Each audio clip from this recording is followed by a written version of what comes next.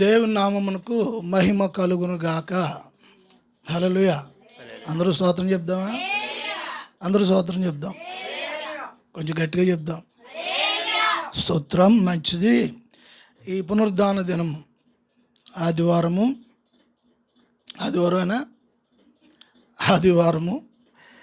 మనము గత వారము ఈ ఐగుప్తులో దేవుడు చేసిన సూచక్రియలు, ఈ తెగుళ్ళు, దేవుడు మనకి వాక్యంలోంచి మరి మనకు కావలసిన ఆత్మీయ క్షేమ, వృద్ధి, దీవెన, సమాధానం, జ్ఞానము మనకి ప్రభు అనుగ్రహించులాగున ప్రతి ఒక్కరూ మీ మనసులను సంసిద్ధులై సిద్ధంగా ప్రభు సన్నిధిలో ఉండాలి. స్తోత్రం. మంచిది. ఈ సమయంలో నిర్గమకాండము 10వ అధ్యాయము 3-4 వచనాలు మనం చదువుదాం. కాబట్టి మోషే అహరోనులు ఫరో యొద్దకు వెళ్ళి అతనిని చూచి ఈలాగు చెప్పిరి: హెబ్రీల దేవుడగు యెహోవా సెలవిచ్చినదేమనగా, నీవు ఎన్నాళ్ళ వరకు నాకు లొంగనొల్లకయుందువు? నన్ను సేవించుటకు నా జనులను పోనిమ్ము. నీవు నా జనులను పోనీయనల్లని ఎడల, ఇదిగో రేపు నేను మిడతలను నీ ప్రాంతంలోనికి రప్పించెదను. హల్లెలూయా. స్తోత్రం. మనము గత వారము దేవుడు ఈ 7వ తెగులు విషయాన్ని మనము చదివినప్పుడు, ధ్యానించినప్పుడు, అక్కడ దేవుడు వడగండ్లను, ఉరుములను, పిడుగులు, గాలి ఇవి దేవుడు పంపించినట్లు మనం చూసాము. అక్కడ కూర మొక్కలు, చెట్లు, ద్రాక్ష తోటలు ఇవన్నీ కూడా గత వారము 7వ తెగుల్లో మనము ధ్యానించాం.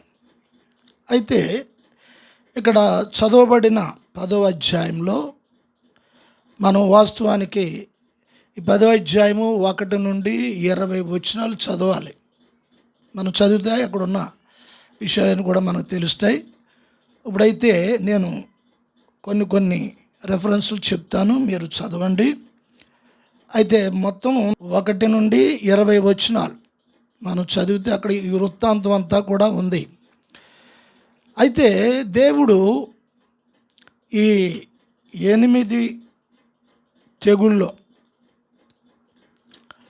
చూచినప్పుడు దేవుడు మోషేను మరలా పంపించాడు ఫరో దగ్గరికి.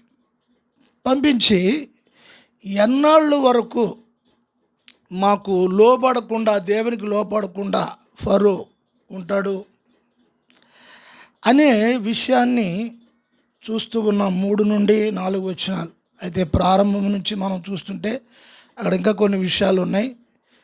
అయితే ఎన్నాళ్ళు వరకు, అయితే ఇది మనం చదువుతున్నప్పుడు ఐగుప్తులో ఉన్న ఫరో యొక్క సేవకులు, ప్రజలు, వారు కూడా ఈ అహరోను ఫరో దగ్గరికి వెళుతున్నప్పుడు, మోషే వెళుతున్నప్పుడు ఈ విషయాలన్నీ కూడా వాళ్ళు కన్నులారా చూస్తున్నారు. వాక్యభాగంలో మనం చదువుతున్నప్పుడు అక్కడ చూచే క్రియలు అని ఆ మాట మనం చూస్తున్నాం. అయితే ఇప్పుడు ఎవరికి చూచే క్రియలు అని అంటే, దేవుని కార్యములు, దేవుని బలము, దేవుని బాహుబలము, ఆ ప్రభావం ఎలా ఉంటుందో అది వారి తరతరములు ఉండినట్లుగా కూడా దేవుడు చేస్తూ ఉన్నాడు. స్తోత్రం. ఫరో దగ్గరికి మోషే, అహరోను కూడా వెళ్ళి మామూలుగానే చెప్పారు. చెప్పినప్పుడు ఫరో మామూలుగానే ఇక స్పందించకుండా అట్లాగే ఉన్నాడు. ప్రజల్లో కొంతమందిలో వాళ్ళకి ఈ మోషే అహరోనును చూసినప్పుడు ఆ దేశ ప్రజలకు ఏమనిపించిందంటే, ఆ, ఈ ఇశ్రాయిలు లేక మోషే దైవజనుడు, ప్రధాన యాజకుడు అహరోను వాళ్ళు చూసినప్పుడు వీళ్ళకి ఏమనిపించిందంటే వీళ్ళు మనకి ఊరిగా ఉన్నారు. ఆ మాటలు వాళ్ళు అంటున్నారు అక్కడ. వీళ్ళు ఊరిగా ఉన్నారు, వీళ్ళని పంపించేయమని వాళ్ళు ఫరోని బతిమాలుతున్నారు. అతని సేవకులు 7వ వచనంలో కూడా మాట ఉంది, చదవండి 7వ వచనం.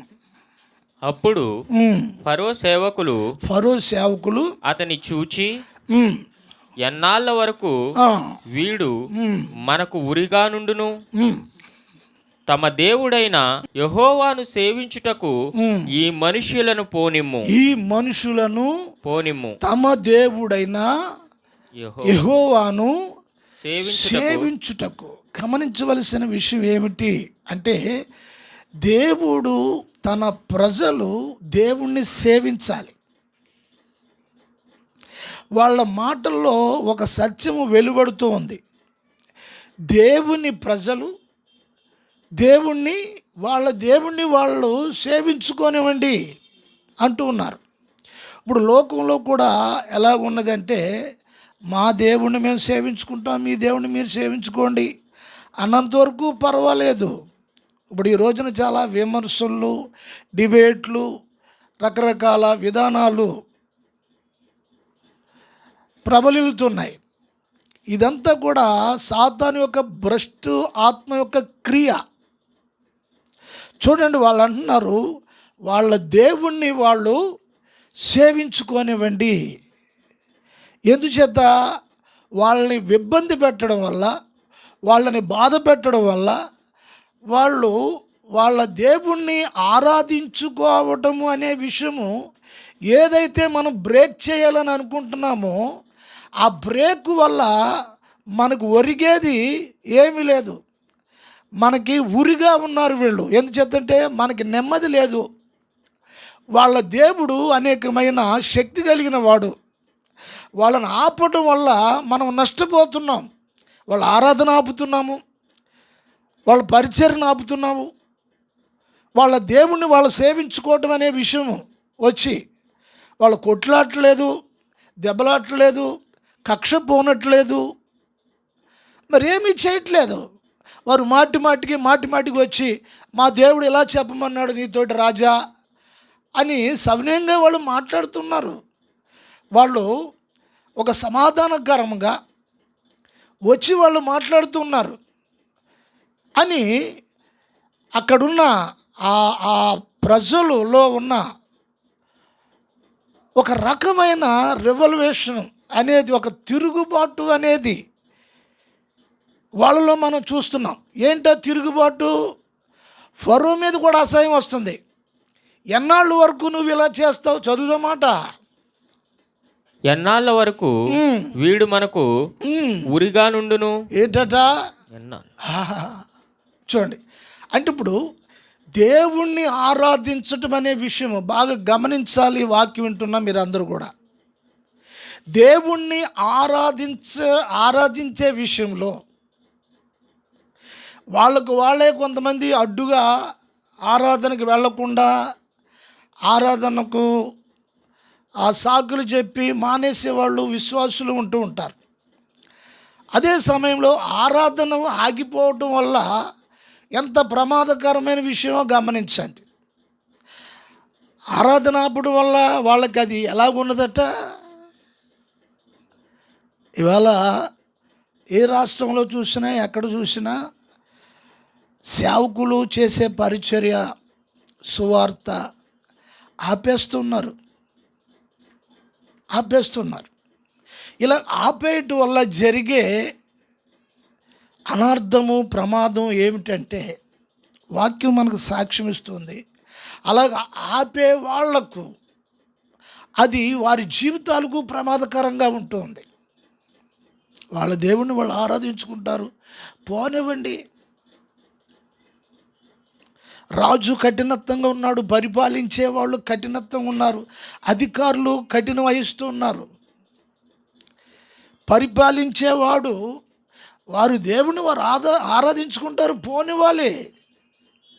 ప్రజల చేత చెప్పించుకునే పరిస్థితి వచ్చింది రాజుగారికి. రాజు అంటే ఎలా ఉండాలి? రాజనీతి కలిగి ఉండాలి. సర్వమతము అందరూ ప్రజలు క్షేమంగా ఉండాలి.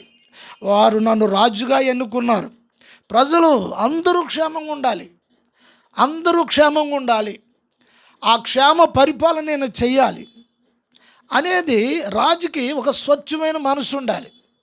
అయితే ప్రజలు ఏమంటున్నారు? ప్రజలు అంటున్నారు, వారు దేవుణ్ణి వారు ఆరాధించుకుంటారు, ఎందుకయ్యా నువ్వు ఆపుతున్నావు? 1 కాదు, 2 కాదు, 3 కాదు, ఇప్పుడు వరకు 7 అనర్థాలు జరిగినాయి. మన దేశము, మన ప్రాంతము, మనకు కలిగిన వనరులు అన్నీ కూడా తగలబడిపోతున్నాయి, నాశనం అయిపోతున్నాయి. ఏమాత్రం కూడా నీకు పట్టట్లేదా? వాళ్ళు పోని అంటే ఇప్పుడు సామాన్యమైన ప్రజలు రాజు విషయంలో ఎలాగ ఆలోచిస్తున్నారో చూడండి. మాకు ఈడు పరిపాలన ఏంటి, ఈ దరిద్రుడు ఏంటి, మాకు ఇటువంటి వాడు దొరికాడు. వాళ్ళు వచ్చేమో కొట్లాడలేదు, అయ్యా మమ్మల్ని పంపించేయండి. వాళ్ళ దేవుని ఆరాధించుకుంటారు, 3 దినాలు వెళ్ళి అక్కడ బయలుర్పించుకుంటారు. వాళ్ళ క్రమం ఏదో, వాళ్ళకి ఏదో సిద్ధాంతాలు ఉన్నాయి, అవి ఏదో వాళ్ళు చేసుకుంటారు. వాళ్ళు ఉండటం వల్ల మనకి మేలు కాదు కదా, కీడుగా ఉంది, ప్రమాదకరంగా ఉంది. మన సంపద పాడైపోతుంది, మన పనులు పాడైపోతున్నాయి, ప్రకృతి కూడా వికృతంగా మారిపోతుంది. ప్రకృతి వాళ్ళకి సహకరిస్తుంది. తాగే నీరు, తినే తిండి, పంటలు, ఇవన్నీ మనం కష్టపడి మనం సంపాదిస్తున్న సమయంలో అవన్నీ తగలబడిపోతున్నాయి. ఇంత నష్టం జరుగుతున్నా చేమ కుట్టినట్టుగా లేదండి నీకు. ఏమన్నారు ఇప్పుడు? తమ దేవుడైన యెహోవాను సేవించుటకు ఈ మనుషులను పోనిము. గమనించాలండి ప్రియ సహోదరి సహోదరులారా, ఇప్పుడు దేవుని బిడ్డలు వాళ్ళకి ఎలా కనిపిస్తున్నారు? ఈ మనుషులను పోనిము. గమనించాలి. దేవుని స్తోత్రం కలుగును గాక. యేసు ప్రభుని పట్టి బంధించి రోమా సోల్జర్లు, అక్కడ యూదుల అధికారులు, మత పెద్దలు, వీళ్ళందరూ యేసు ప్రభుకి ఒక ఒక వస్త్రాన్ని వారికి తొడిగారు. ఊదా రంగు వస్త్రాన్ని వేసి తీసుకొచ్చారు, చేతులు కట్టేశారు. ఒక దోషిలాగా, ఒక దొంగలాగా తీసుకొచ్చి అక్కడ నిలబెట్టారు. సమాజ పెద్దలు ఉన్నారు, యూదా పెద్దలు ఉన్నారు, అక్కడ కైపా ప్రధాన యాజకులు, వీళ్ళందరూ ఉన్నారు. వాళ్ళందరూ ముందు యేసు ప్రభుని నిలబెట్టారు. నిలబెట్టినప్పుడు ప్రజలందరూ చూస్తున్నారు. ఆ చూస్తున్న సమయంలో పిలాతు ఒక మాట అంటాడు, ఇదిగో ఈ మనుష్యుడు, ఇదిగో ఈ మనుష్యుడు. ప్రియ సహోదరి సహోదరులరా, మరి అక్కడున్న వాళ్ళందరూ మనుషులు కారా ఏంటి? అక్కడున్న ప్రధాన యాజకుడు కైపా మనుషుడు కాదా? అక్కడున్న మత పెద్దలు మనుషులు కాదా? అక్కడ దేవాలయానికి వెళ్ళేవారు, అర్చనాచారాలు చేసేవారు, వారు మనుషులు కదా? ఈ గవర్నర్ పిలాతు ఒక అన్యజనుడు. అతనికి ఆ పదవినిచ్చి ఆ పరిపాలన చేయటానికి అధికారం అతనికి ఉంది, చేస్తూ ఉన్నారు. అయితే ఇప్పుడు యేసు ప్రభు విషయంలో సపోర్ట్గానే మాట్లాడాడు పిలాతు. ఇదిగో ఈ మనుషుడు అంటూ ఉన్నాడు. గమనించాలి. మరి యోహాను సువార్త 19వ అధ్యాయంలో ప్రారంభంలో ఉంటాయి మాటలు మరి చూస్తే. అయితే ఇక్కడ చూడండి, ఇశ్రాయేలు విషయంలో ఐగుప్తీయులు ఉపయోగించిన మాట అంటే, ఒక విశ్వాసులు వాళ్ళ జీవితంలో ప్రభు వాళ్ళ పక్షంగా నిలబడి కార్యాలు చేస్తూ ఉన్నప్పుడు వారి కుటుంబాల్లో, వారి పిల్లల్లో విశ్వాసపు శక్తిని బట్టి, వారికి ఉన్న ఆరాధన బట్టి, వారికి ఉన్న ఆరాధన నియమాన్ని బట్టి, వారికి ఉన్న దీనత్వాన్ని బట్టి, జాలిని బట్టి, ప్రేమను బట్టి, దయా గుణాన్ని బట్టి లోకం వారిని ఏమంటుంది, వీళ్ళు మనుషులు. చూడండి, కొన్ని సందర్భాల్లో మనుషులు మృగాల్లా ప్రవర్తిస్తూ ఉంటారు, మూర్ఖత్వంగా ప్రవర్తిస్తూ ఉంటారు. అప్పుడు కొంతమంది కొన్ని మాటలు మాట్లాడతారు. ఏమంటారంటే, నువ్వు మనిషివా? మనిషే కానీ మృగంలా ప్రవర్తిస్తూ ఉంటారు. దేవుని స్తోత్రం. గమనించాలి, దేవుని ప్రజల్ని ఐగుప్తీయులు, లోకస్తులు ఈ రోజున సంఘాన్ని ఏమనాలి? నిన్నేమనాలి? నిన్నేమని పిలుస్తారు? ఇదిగో ఈ మనుషుడు, ఇదిగో ఈ మనుషులు, ఇదిగో వీళ్ళు యేసు ప్రభు తాలూకా, వీళ్ళ హల్లెలూయా జనం, వీళ్ళ క్రైస్తవులు, ఇలాగా లోకం అంతా గుర్తిస్తూ ఉంది. ఎందుచేతంటే ఆటంకపరచడం ద్వారా ఈ ఎఫెక్టు ఆటంకపరిచే వారి యొక్క కుటుంబాల మీద, వారి వ్యవస్థల మీద, వారికి ఉన్న ఆ వనరుల మీద కూడా ఆ ప్రభావం పడి ఆ నష్టాన్ని వాళ్ళు పొందుకుంటూ అనుభవిస్తూ ఉన్నారు. ఆ విషయాలు గుర్తించి వాళ్ళు అంటున్నారు, రాజా ఫరో, నాయనా వాళ్ళని పంపించేసేయండి, వాళ్ళ జోలికి వెళ్ళొద్దు, మనం వాళ్ళ విషయంలోకి, ఏ విషయంలోకి వెళ్ళొద్దు, వాళ్ళ విషయంలో ఏది కూడా ఆటంకపరచవద్దు మనం. ఎందుచేతంటే వాళ్ళ హెబ్రీలు దేవుడు చాలా పవర్ఫుల్, చాలా శక్తిమంతుడు. దేవునికి స్తోత్రము కలుగును గాక. ఒక వచనం చదువుతారా? చదవండి ఆ మాట. కీర్తన 78వ కీర్తనలో 46వ వచనం. ఆయన వారి పంటను చీడ పురుగులకిచ్చెను, వారి కష్టఫలములను మిడతలకు అప్పగించెను. చూడండి, స్తోత్రం. ఈ కీర్తనకారుడు ఆషాపు ఇశ్రాయేలు ప్రజల మధ్యలో మంచి పాటగాడు, మంచి దైవ కార్యాలకు ఆసక్తి కలిగిన వాడు, యవ్వనస్తుడు.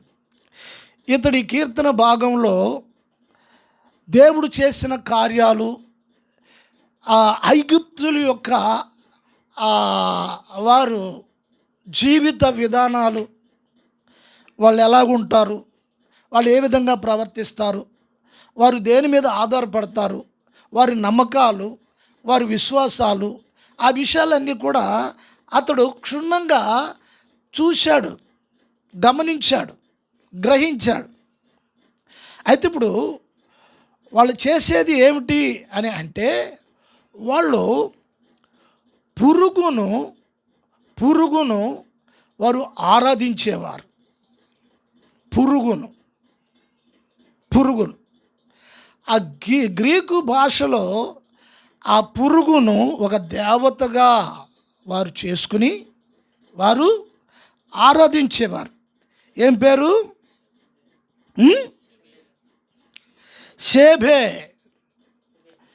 షేబే అనే ఆ గ్రీకు భాషలో షేబే అనే ఆ పురుగును వాళ్ళు ఆరాధించేవారు.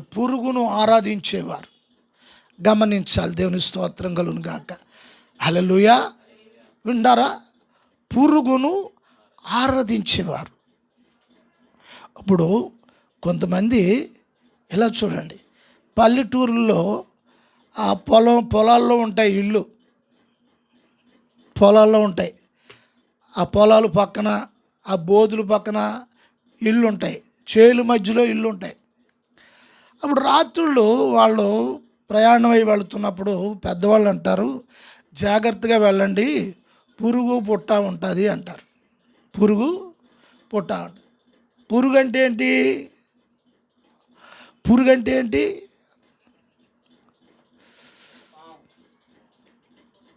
పురుగు అంటే ఏంటమ్మా? అయ్యో బాబాయ్, కొంపదీసి స్విట్జర్లాండ్ నుంచి అక్కడి నుంచి ఏమైనా వచ్చారా మీరు ఏంటి? పురుగు అంటే సర్పం. చూడండి, ఒక పామును ప్రతిమగా చేసుకుని వారు పూజించేవారు, దాన్ని సేవించేవారు, ఆరాధించేవారు. దేవునికి స్తోత్రం. అంటే ఇలా చూడండి, మనము ఇక్కడ దాన్ని పురుగు అనేది చూస్తున్నాం. వాళ్ళు ఆ పురుగును వాళ్ళు అంటే మనం ఈ రకంగా మనము మాట్లాడుకుంటాం దాని గురించి. అయితే ఇప్పుడు ఆ దేశంలో దాన్ని ఒక పురుగుగా చేసుకుని దాన్ని సేవిస్తారు, ఆరాధిస్తారు. దేవతగా చేసుకుని వారు ఆరాధిస్తారు. దేవుని స్తోత్రం. అయితే చూడండి, దేవుడు వారు ఏదైతే పూజిస్తున్నారో, ఏ పురుగునైతే సేవిస్తున్నారో, దేవుడు ఆ పురుగులు అనబడే ఆ మిడతలను ఆ ఐగుప్తి దేశం మీదకి పంపించాడు. ఇక్కడ ఇంకో విషయం గమనించాలి. వడగండ్లు, ఉరుములు, మెరుపులు అన్నీ కూడా పొలంలోనే పడ్డాయి, ఇళ్ళ మీదకి రాలేదు, ఇళ్ళ లోపలికి రాలేదు. కానీ ఈ మిడతలు ఇళ్ళ లోపలకు కూడా వచ్చినవి.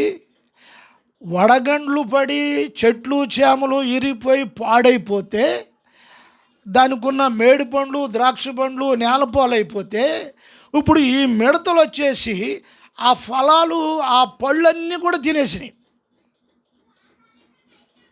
ఇవి తినేస్తున్నాయి. వాక్యంలో మనం చూస్తున్నాము, అటువంటి మిడతలు ఐగుప్తీయులు ఎప్పుడు కూడా అటువంటి మిడతలు వాళ్ళు చూడలేదట. అంటే మిడతలు చూశారు, సాధారణంగా ఉన్న మిడతలు చూడండి, వర్షాకాలం వస్తాయి కదా మిడతలు, అటువంటి మిడతలను చూశారు. కానీ ఇప్పుడు దేవుడు వాళ్ళ కళ్ళు తెరవడానికి ఒక ప్రత్యేకంగా ఒక మిడతల గుంపును పంపించాడు. దేవుడు పంపించిన గుంపు, అటువంటి మిడతలను వీళ్ళు చూడలేదు. స్పెషల్గా సైన్యాన్ని తయారు చేశాడు దేవుడు. దేవుని స్తోత్రం. ఇవాళ ఇరాను, ఇరాకు, అమెరికా, ఇజ్రాయెల్ వీళ్ళందరూ కూడా బాంబులు వేసుకున్నారు కదా, ఆయుధాలు. మరి ఇప్పుడు దేవుడు ఆయుధం ఏమిటి? న్యూక్లియర్ బాంబా ఏంటది? దేవుడి సైన్యం ఏంటంటే గొంగల పురుగులు. దేవుడి సైన్యం ఏంటంటే చీడ పురుగులు. ఆశాపదే అంటాడు, చీడ పురుగులు.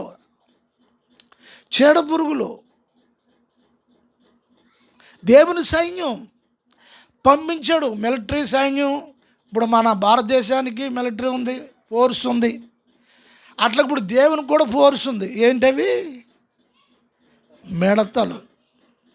దేవుని స్తోత్రం.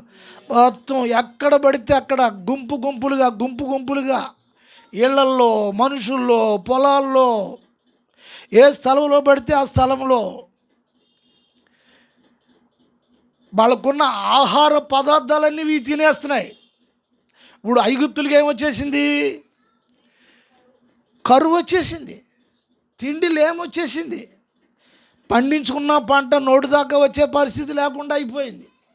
పోనీ ఆ రాలిపోయి, చెట్లు ఇరిగిపోయి, ఆ నేల మీద పడిపోయి రాలిపోయి ఆ పళ్ళన్నా అయ్యన్నా ఏరుకుని తెచ్చుకుందామంటే ఇప్పుడు మిడతలు అవి తినేస్తున్నాయి వెళ్ళి. పోనీ రాలిపోయిన పళ్ళైనా తెచ్చుకుందాం, పిల్లలు వెళ్ళి ఆకలితో ఉన్నారు అంటే అవి కూడా తినేస్తున్నాయి వెళ్ళి. ఆ పాడైపోయి మిగిలి ఉన్నాయి, మళ్ళీ అవి కూడా తినేస్తున్నాయి. ఇవి లేకుండా చేసేస్తున్నాయి, తినడానికి ఆహారం లేకుండా చేసేస్తున్నాయి. దేవునికి స్తోత్రం కలుగును గాక. హల్లెలూయా, హల్లెలూయా. చదువు నాయన, దేవుని స్తోత్రం కలుగును గాక. చదువు 10వ అధ్యాయము 13-15. మోషే ఐగుప్తు దేశము మీద తన కర్రను చాపగా యెహోవా ఆ పగలంతయు ఆ రాత్రి అంతయు ఆ దేశము మీద తూర్పు గాలిని విసరజేసెను. ఉదయమందు ఆ తూర్పు గాలికి మిడతలు వచ్చెను. ఆ మిడతలు ఐగుప్తు దేశమంతటి మీదికి వచ్చి ఐగుప్తు సమస్త ప్రాంతములో నిలిచెను. అవి మిక్కిలి బాధాకరమైనవి. అంతకు మునుపు అట్టి మిడతలను ఎప్పుడునూ ఉండలేదు. తరువాత అట్టివి ఉండబోవు. అవి నేలంతయు కప్పెను. ఆ దేశమున చీకటి కమ్మెను. ఆ దేశపు కూరగాయలన్నిటినీ, ఆ వడగండ్లు పాడు చేయని వృక్ష ఫలములన్నిటినీ అవి తినివేసెను. ఐగుప్తు దేశమంతటా చెట్లే గాని పొలముల కూరయే గాని పచ్చనిదేదియు మిగిలి ఉండలేదు. స్తోత్రం. హల్లెలూయా. దైవజనుడు మోషే ఆయన చెయ్యి ఎత్తి కర్ర చాపాడు. దైవజనుడు కర్ర అలా ఎత్తి చాపినప్పుడు తూర్పు నుండి గాలి వీసింది. తూర్పు నుండి గాలి వీసింది. దైవ సేవకుడికి దేవుడిచ్చిన ఆధిక్యత, ఆధిపత్యము, అధికారం. దేవుడు చెప్పినప్పుడు దైవ సేవకుడు చెయ్యి లేపుతాడు, ఎత్తుతాడు. దేవుని స్తోత్రం. హల్లెలూయా. ఇది ఇశ్రాయేలు అరణ్యంలో ప్రయాణం చేస్తున్న సమయంలో కూడా వారు చాలా ఆకలితో, మాకు ఐగుప్తులో కీరకాయలు, దోసకాయలు, మాంసము అదంతా కూడా అక్కడ ఉండేది. చేపలు అవి ఉండేవి, మంచిగా ఉండేవి, తినేవాళ్ళం. మాకు ఇక్కడ ఏమి లేవు అరణ్యంలో అనేసి మోషే మీద వారు తిరుగుబాటు చేసినప్పుడు మోషే ద్వారా దేవుడు తూర్పు గాలి బట్టి తూర్పు నుంచి గాలి వీచినప్పుడు పూరేళ్ళు అనే పెట్టలు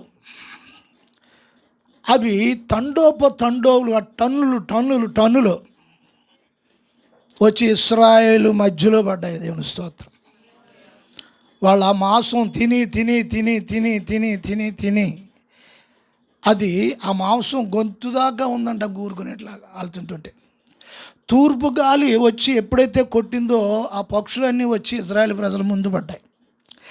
అట్లాగే తూర్పు గాలి వేచినప్పుడు ఈ మిడతలన్నీ ఆ గాలి ప్రభావానికి వచ్చి ఈ ఐగుప్తి ప్రాంతం అంతా కూడా అవి నిలిచిపోయినవి. గమనించాలి ఆ మాట, చూడండి.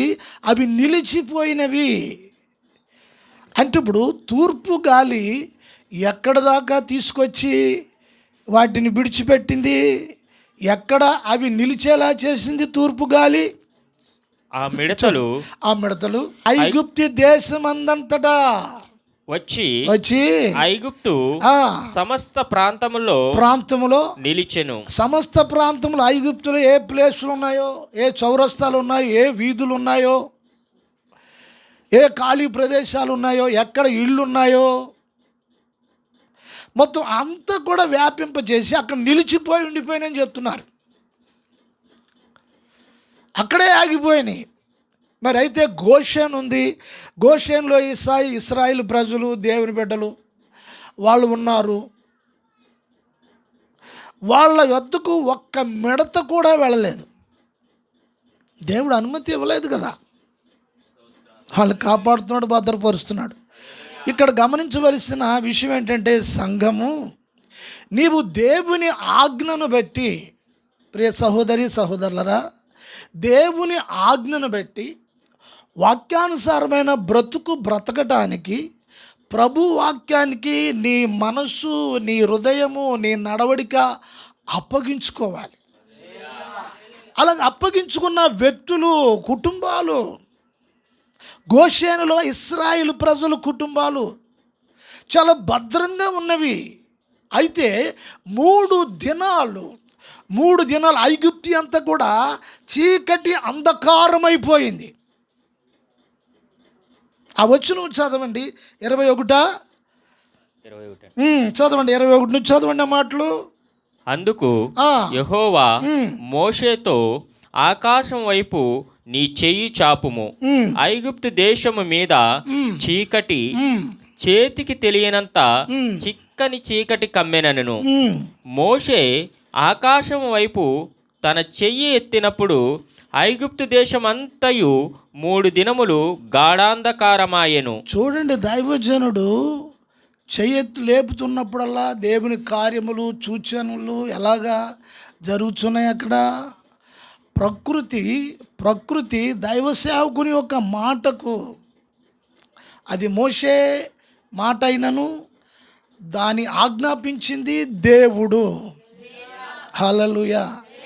ప్రియ సహోదరి సహోదరులారా, సంఘములో దైవజనుడు లేఖనాలు వివరించి దైవావేశముతో పరిశుద్ధాత్మ యొక్క బలముతో శక్తితో మాట్లాడుచున్నప్పుడు సంఘము ఆ వాక్య ప్రభావాన్ని వారు అనుభవించేవారై ఉండాలి. వారు అనుభవిస్తున్నప్పుడు ఆ శక్తి ప్రభావం బట్టి చీకటి దుష్టుని యొక్క అపవాది యొక్క ప్రభావము నుండి వారు వేరు చేయబడి ఆ ప్రజలు పవిత్రంగాను క్షేమంగాను కాపాడబడతారు. అయితే 3 దినాలు మోషే చెయ్యెత్తినప్పుడు 3 దినాలు చీకటి అంధకారం అంతా కూడా వ్యాపింపబడింది. అక్కడ ఒక మనుషుడు గుర్తించలేని పరిస్థితిలో వచ్చేసింది.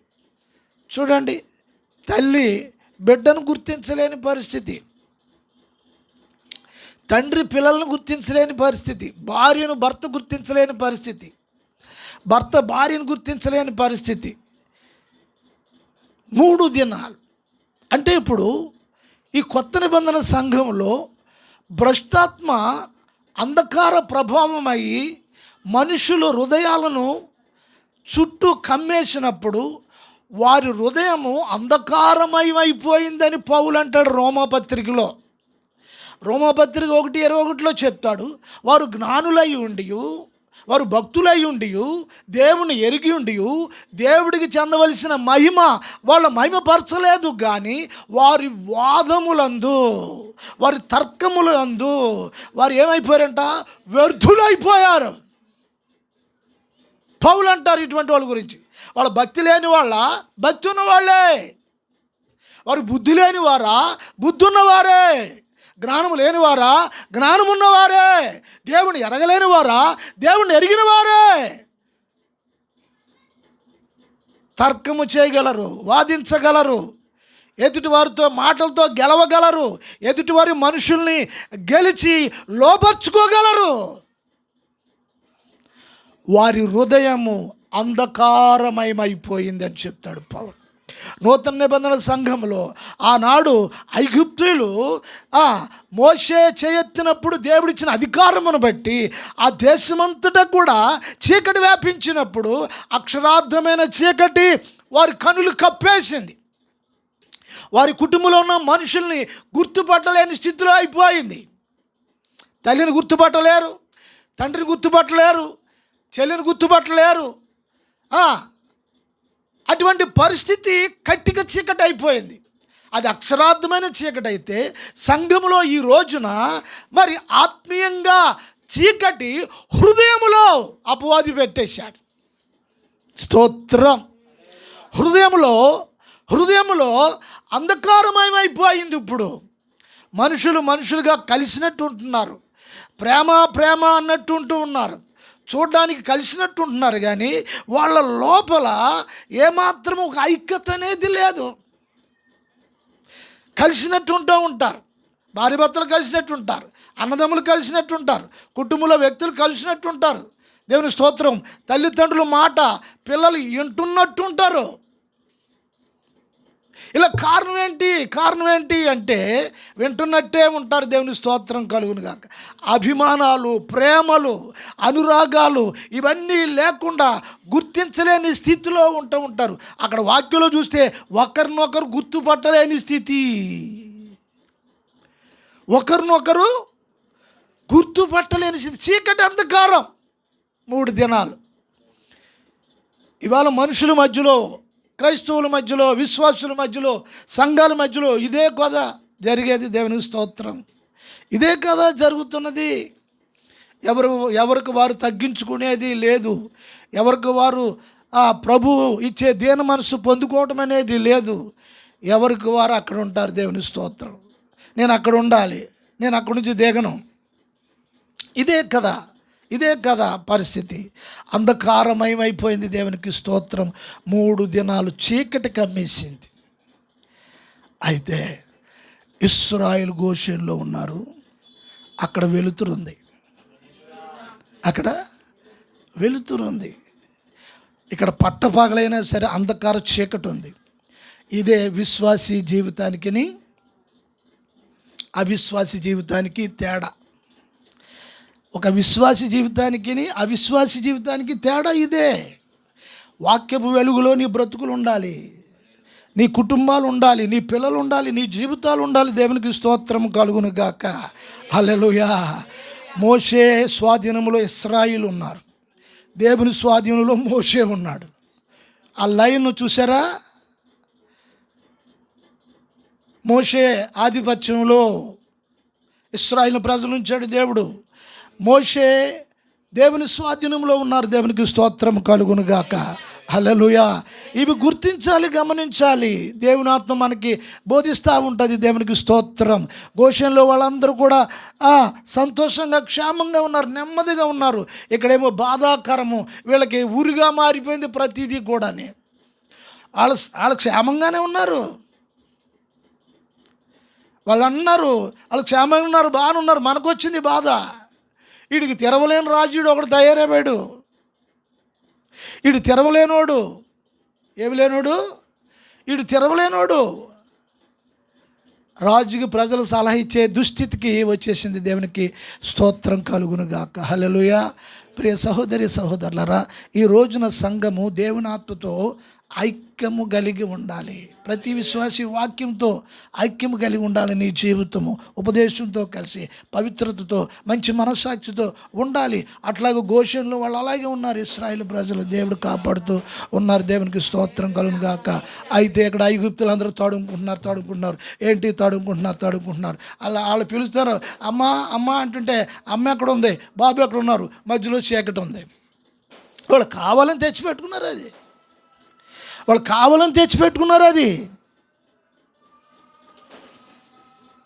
కావాలని తెచ్చిపెట్టుకోవటం వలన దేవునికి స్తోత్రం.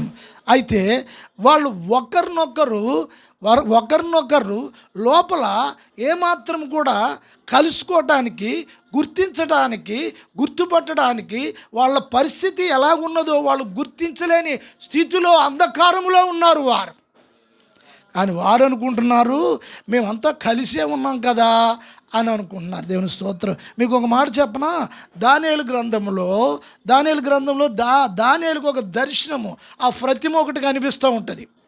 ఆ దర్శనంలో బంగారము, వెండి, అయితే ఇప్పుడు వినుము, ఆ కింద భాగం వచ్చేసేటప్పటికి, ఆ కాళ్ళు భాగం వచ్చేసేటప్పటికి మట్టి వినుము కలిసి ఉంటాయి. మట్టి వినుము కలిసి ఉంటాయి. అయితే ఇప్పుడు ఆ దర్శనంలో పాదాలు చూస్తున్నాడు దానియేలు. అది మట్టితోనూ ఇనుముతోనూ కలిసి ఉన్నది. మట్టి వినుము ఎప్పుడైనా కలిసి ఉంటాయా? కలుస్తాయా? కలవు. కానీ కలిసినట్టుగా కనిపిస్తూ ఉంటుంది. ఆ దర్శనంలో ఆ చివరి భాగంలో, ఆ కాళ్ళు దగ్గర చివరి భాగంలో మట్టి వినుము కలిసి ఉన్నట్లుగా కనిపిస్తుంది. కలవదు. దేవునికి స్తోత్రము కలుగును గాక. అట్లాగే ఇప్పుడు మనుషులు ఇప్పుడు ఎట్లాగా కలిసినట్లుగానే ఉంటున్నారు. అది ఒక ప్రభుత్వం గురించి దేవుడు చూపించిన సూచన. అంటే ఇప్పుడు కలిసి ఉన్నట్టుగా ఉంటున్నారు కానీ వారు కలవరు. అయితే ఇప్పుడు గోషెన్లో ఇశ్రాయేలు దేవుని బిడ్డలందరూ కుటుంబాలు కలిసి ఉన్నాయి. హల్లెలూయా. మా దేవుడు కార్యాలు అక్కడ చేస్తూ ఉన్నాడు. చేస్తున్నారు. వాళ్ళు కృతజ్ఞత కలిగి వాళ్ళు ఎప్పుడు ప్రార్థన చేసుకుంటూ కుటుంబాలు, దేవునికి స్తోత్రము, వాళ్ళు సంతోషంగా ఉంటూ ఉన్నారు. దేవుని స్తోత్రం కలుగును గాక. హల్లెలూయా. మరొక మాట కూడా మనం చదువుదాము. చదువునైనా 10వ అధ్యాయం 8, 11. మోషే అహరోనులు ఫరో యొద్దకు మరలా రప్పింపబడగా అతడు, మీరు వెళ్ళి మీ దేవుడైన యెహోవాను సేవించుడి, అందుకు ఎవరెవరు వెళ్ళుదరని వారిని అడిగెను. అందుకు మోషే, మేము యెహోవాకు పండుగ ఆచరింపవలెను గనుక మా కుమారులను, మా కుమార్తెలను, మా మందలను, మా పశువులను వెంటబెట్టుకుని మా పిన్న పెద్దలతో కూడా వెళ్ళెదమనెను. అందుకతడు, యెహోవా మీకు తోడైయుండునా? నేను మిమ్మును మీ పిల్లలను పోనిచ్చెదనా? ఇదిగో, మీరు దురాలోచన గలవారు. పురుషులైన మీరు మాత్రము వెళ్ళి యెహోవాను సేవించుడి. మీరు కోరినది అదే గదా అని వారితో అనగా, ఫరో సముఖము నుండి వారు వెళ్ళగొట్టబడిరి. హల్లెలూయా, స్తోత్రం. చూడండి, మరల కూడా ఫరో మోషేను అహరోన్ని పిలిపించారు. పిలిపించి మాట్లాడుతున్నారు. ఏమన్నారు? సరే మిమ్మల్ని పోనిస్తాను, సరే మీరు వెళ్ళి మీరు ఆరాధన చేసుకోండి, ఓకే, మీకు ఎలాగనిపిస్తే అలా చేసుకోండి, పోనిచ్చేదను. అయితే మీరు పురుషులు మాత్రమే వెళ్ళండి ఆరాధన చేసుకోవటానికి, పురుషులు మాత్రమే వెళ్ళండి, మీ పిల్లలు మీ భార్యలు ఇక్కడ ఉండండి అంటున్నాడు. దేవుని స్తోత్రం. వాస్తవానికి దేవుణ్ణి ఆరాధించడానికి ఫరో అనుమతి కావాలా, సాతాను అనుమతి కావాలా? చూడండి, ఇక్కడ ఒక విషయం ఉంది. ఈ రోజున కొత్త నిబంధన సంఘ విశ్వాసులు కుటుంబాల్లో ఎక్కువ మట్టికి సంఘాల్లో స్త్రీలే ఉంటారు ఎక్కువ. ఎక్కడైనా సభలు జరిగినా, సువార్త కూటాలు జరిగినా ఎక్కువగా స్త్రీలే ఉంటారు. పురుషులు అంతగా ఉండరు. సాధారణంగా ఏమంటారంటే, ప్రార్థన, మా అమ్మగారి ఇంటిగా ప్రార్థన అంటే, సరే నువ్వు వెళ్ళి అంటాడు, నువ్వు వెళ్ళి అంటారు. సరే, మరి వీళ్ళందరూ కలిసి వెళ్ళాలంటే దేనికి వెళ్తారు? ఫంక్షన్స్కి అయితే మొత్తం ఫ్యామిలీ అంతా వెళ్తారు. కొంతమంది చూడండి, ఏదైనా ఫంక్షన్ అనుకోండి, ఆదివారం కూడా లెక్క ఉండదు కొంతమందికి. నేను స్తోత్రం. ఏంటో మీరు అందరూ అలా చూస్తున్నారు, ఏంటో అర్థం కాదు. మౌనవ్రతమా ఏంటి? ఆదివారం ఫంక్షన్ అయితే ముందుగానే దానికోసం సెలవు. అది గవర్నమెంట్ జాబ్ అయినా, లేకపోతే డ్యూటీ అయినా, ఇంకో పైన, ఇంట్లో పైన, ఆ పైన, ఈ పైన అన్నిటికీ సెలవులు దొరికేస్తాయి. కొంపంతా పిల్లలు కూడా స్కూల్ సెలవు పెట్టేస్తారు. పిల్లలు కూడా ప్రార్థన ఎప్పటికీ అంటారు, మాకు ప్రైవేట్ క్లాస్ ఉంది, మాకు ఆ క్లాస్ ఉంది, మా టీచర్ కొడుతుంది, మా టీచర్ అట్లా ఉంటుంది, వెళ్ళిపోవాలి మేము. కొత్త వాళ్ళు ఎవరు వస్తున్నారు అక్కడికి? టీచర్స్ వస్తున్నారు, కొత్త వాళ్ళు కలవాలి వెళ్ళి.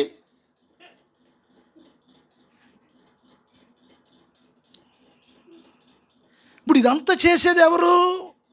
వాడు అంటాడు, పురుషులే వెళ్ళండి ఆరాధనకు. వాడి పర్మిషన్ కావాలా దేవుని ఆరాధించడానికి?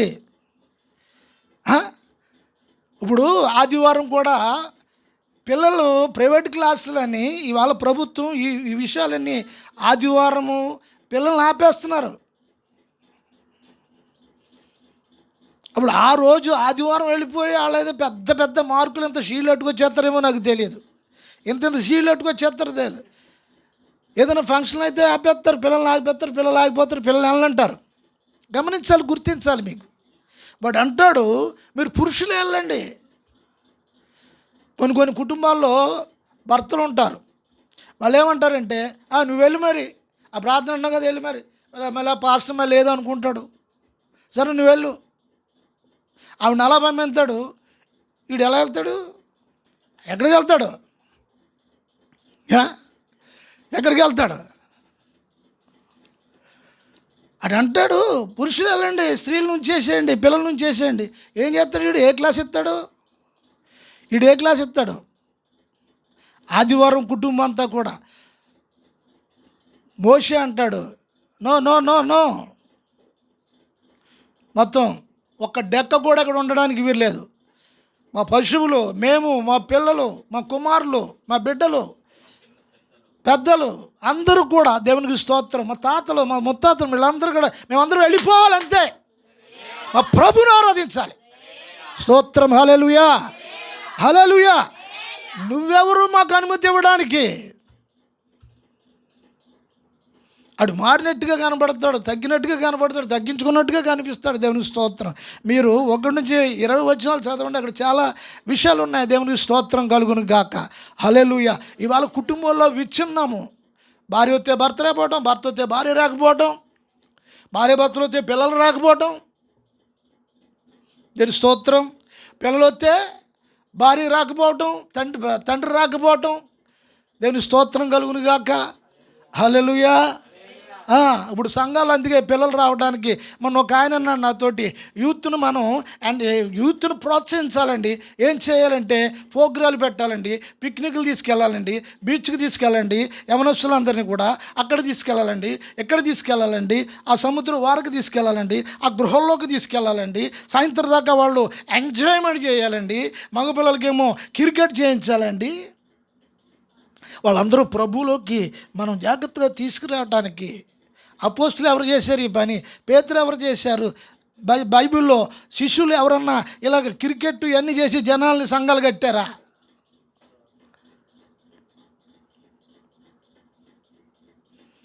సంఘాల్లో ఏంటది? అది ఏంటది?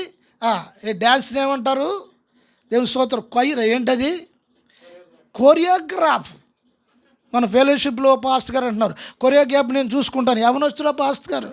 ఆయన సేవకు వచ్చాడు, కొరియోగ్రాఫ్. పిల్లలందరూ కూడా ఇలాగా నడువు ఊపించడం, ఇలాగ ఊపించడం, దానికి అందరూ వచ్చేస్తున్నారు.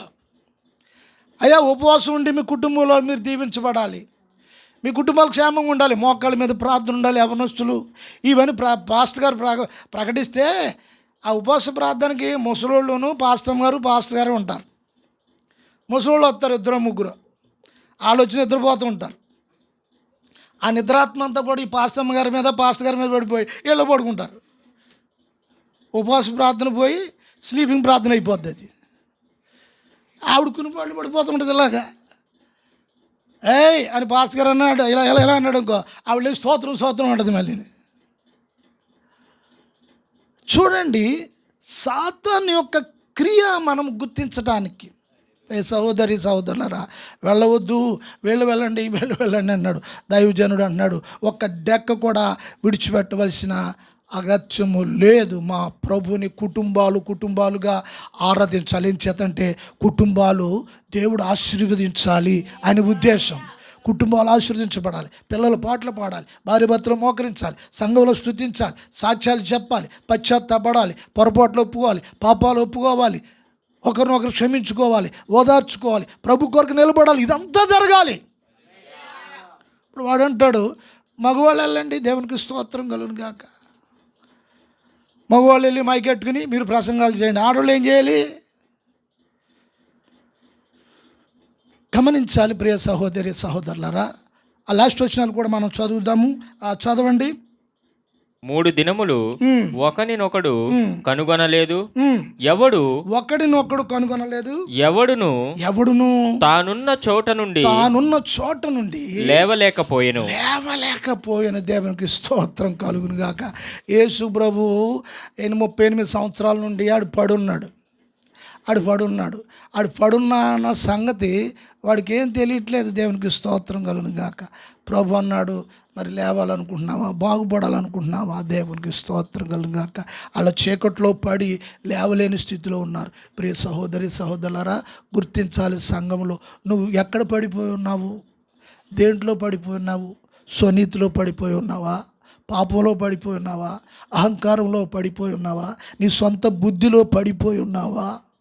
పరిశుద్ధాత్మ శక్తిని ఎదిరించి జారిపోయి ఉన్నావా? ఎక్కడ పడిపోయినా లేవలేని స్థితిలో ఉన్నావా?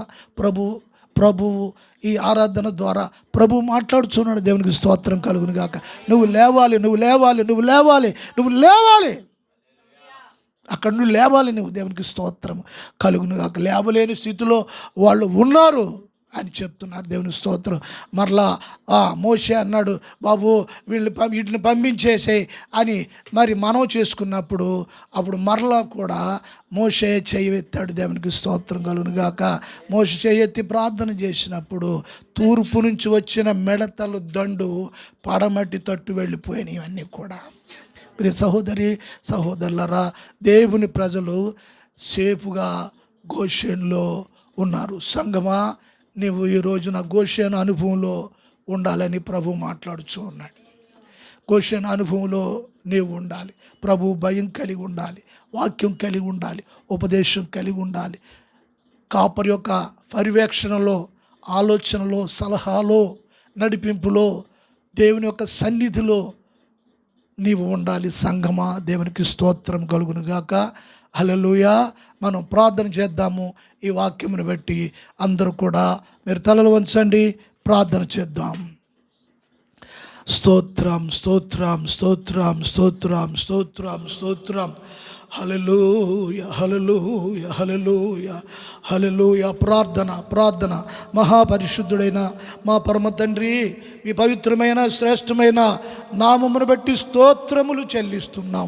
ఇదిగో నాయన, 8వ తెగులులో మీరు సూచించిన సూచక్రియలను, కార్యాలను బట్టి మీకు స్తోత్రములు చెల్లిస్తూ ఉన్నాము. నాయన, నీ బిడ్డలను, కుటుంబాలను ఐక్యత లేకుండా నాయన దుష్టుడు తండ్రి భార్యాభర్తలు విడిగొట్టాలని, కుటుంబాలను విడిగొట్టాలని, సంఘాన్ని విచ్ఛిన్నము చేయాలని, నాయన ఆరాధన జరగకుండా ఆరాధన ఆపేయాలని ఎన్నో రకాలుగా నాయన తండ్రి వాడి యొక్క ఆలోచన నాయన తండ్రి ప్రబలిల్లిపోతున్న దినాల్లో నీ సంఘము నాయన చేతులెత్తి ప్రార్థించుచుండగా అనేకమైన భక్తులు, అనేకమైన దైవ సేవకులు కన్నీరు కార్చుచుండగా, దేవా ఈ దుర్గత నుండి, ఈ దుర్మార్గత నుండి ప్రభువా నాయన కార్యం జరిగించమని తండ్రి ఎంతోమంది దైవజనులు కన్నీరు కారుస్తూ ఉన్నారు. పిలువబడిన వారు, దర్శింపబడిన వారు, దర్శనము కలిగిన వారు, ఆత్మల భారం కలిగిన వారు, దైవ సేవకులు ఎంతోమంది కన్నీరు కార్చుచుండగా నీ సంఘాన్ని ప్రభువా నీ సన్నిధికి పోనిచ్చున్నట్లుగా, నీ ప్రజలు నీ దగ్గరికి చేరినట్లుగా పరిశుద్ధాత్మ నడిపింపు చేత ప్రభా ఆటగిస్తున్నా నీకు వ్యతిరేకంగా ఉన్న ఆయుధము ఏదీ కూడా వర్ధిల్లదు అని చెప్పిన ప్రభువు తండ్రి, ఫరో ఎదుట మీ కార్యాలు చూసావు, ఐగుప్తుల ఎదుట మీ కార్యాలు చూపించావు నాయన. మీకు స్తోత్రములు, వందనాలు చెల్లిస్తున్నాము. బిడ్డలను, సంఘాలను మీరు కాపాడిన ఆయన. అనేక దైవజనులు కన్నీరు చూచుచున్నాము. అనేక దైవజనులు కన్నీరు విడుతూ ఉన్నారు. అంధకారము ప్రబలిల్లిపోతున్నా. ఈరోజు విశ్వాసులు కూడా భ్రష్టాత్మ చేత కఠినస్తులు అయిపోయి ఈ భయం లేకుండా విచ్చలవిడిగా ఉన్నారు. అయ్యా, ఆత్మ సంబంధమైన ఆరాధనలు చేసుకునిచ్చు అయ్యా, పరిశుద్ధాత్మ సన్నిధిలో నిలవబడి ప్రభా వారు నిత్యము కడగబడుచు, నిత్యము ఒప్పింపు చేసుకుంటూ ఒకరినొకరిని నాయన తండ్రి, ఒకరికంటే ఒకరు హెచ్చుగా తండ్రి కాక ఒకరు దీనులుగా నీ సన్నిధిలో ఉన్నట్లుగా బిడ్డలందరి బలపరచమని, కృప చూపించమని 8వ తెగులు ద్వారా సంఘంతో మీరు మాట్లాడే ప్రతి మాటను బట్టి మీరు జ్ఞాపకం చేసుకోండి. బలహీనులైన వారిని, రోగులైన వారిని ముట్టి స్వస్థపరిచి గోషేను అనుభవంలోనికి నడిపించండి. గోషేను అనుభవంలోనికి నడిపించండి. లోకంలో అంధకారము ప్రబలిల్లుచుండగా సంఘం మీద మీ వెలుగు ఉండును గాక, బిడ్డల మీద నీ వెలుగు ఉండును గాక, సంఘ కుటుంబాల మీద నీ వెలుగు ఉండును గాక, నీ శక్తి ఉండును గాక, నీ అభిషేకం ఉండును గాక. సంఘము పరలోక ప్రతిబింబంగా ప్రజ్వరిల్లబడినట్లుగా సంఘాన్ని దీవించి ఆశీర్వదించి కృపతో కప్పమని యేసు నామమున ప్రార్థిస్తున్నాము మా పరమ తండ్రి. మన తండ్రి అయిన దేవుని ప్రేమ, కుమారుడైన యేసు క్రీస్తు కృప, పరిశుద్ధాత్మ అన్యోన్య సహవాసము, సమాధానం కూడి ఉన్న సంఘమునకును, లోకములో ఉన్న సార్వత్రిక సంఘమునకును, ఇదిగో ఈ వాక్యం వింటున్న బిడ్డలందరినీ మీరు దర్శించి కృపతో కప్పమని యేసు నామమున ప్రార్థిస్తున్నాను తండ్రి. యేసు రక్తమే ప్రభు, యేసు రక్తం, యేసు నామమునకు సంపూర్ణ పాదికిలంత నాశం కలుగునుగాక. Amen, amen, amen, amen. Praise the Lord, praise the Lord, praise the Lord, praise the lord.